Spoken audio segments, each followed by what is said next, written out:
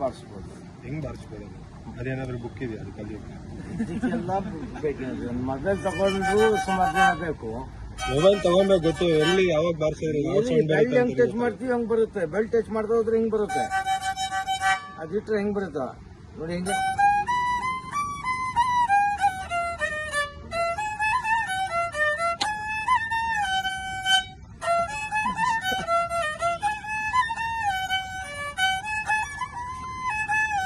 ಮೊನ್ನೆ ಸಾಂಗ್ ಕೇಳ್ಕೊಂಡು